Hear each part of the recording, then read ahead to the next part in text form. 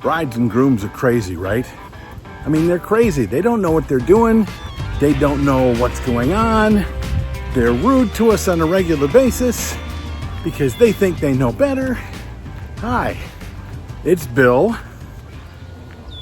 This is Creative License. And thanks for being a part of this little dog and pony show every week. Today and every time, our sponsors include Electro Voice, Promo Only, Perfect Portals, Disc Jockey News, and DJ Event Planner, and of course me, my workshop, The Entertainment Experience.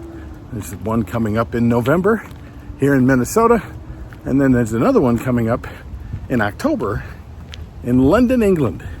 You want to know more about it, just reach out to me. So that's a common conception, isn't it?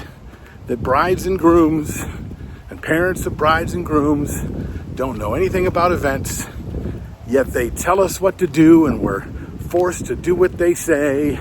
So we're just in this terrible world of having to create entertainment for people that don't know anything about entertainment.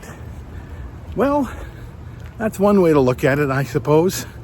The problem with that is that you end up being in this back and forth, this difficult relationship with these people that don't know what they're doing. And they don't have people telling them that they do, and they don't have people really helping them. All they really have is people judging them about all the things that they're doing, all the ideas that they have, all the people they've hired. I mean, trust me, their mom is judging them, their sisters and brothers are judging them, their bridesmaids and groomsmen are judging them because those people have been to weddings. And if anybody knows, it's them.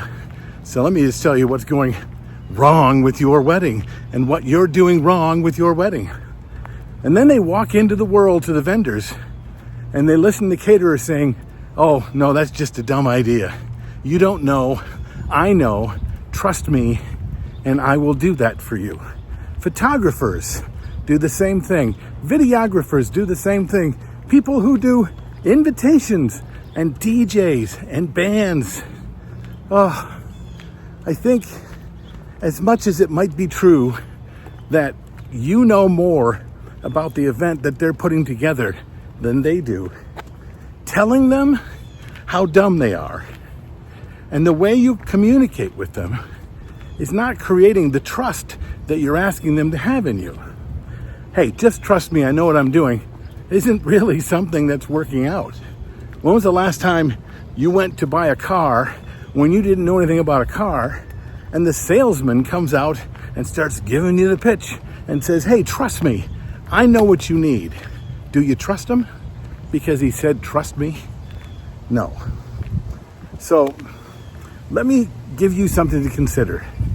Instead of when you hear a bride and groom tell you that they want to do a really dumb thing, instead of telling them that it is a dumb thing, why not communicate to them in a way where they understand that the idea they have could work if in fact all of these different things were in place, right? I know that I could make this happen for you, but this would have to happen, and that would have to happen, and this would have to happen, and that would have to happen. And if you do it this way, the way you're thinking about, well, then this would happen. Show them the difference between their idea with you handling it and their idea with them in charge of it. Have them imagine the outcomes. And an expert would help them to understand that, as opposed to make them feel badly because they had an idea that's difficult. There's really not any bad ideas when it comes to events.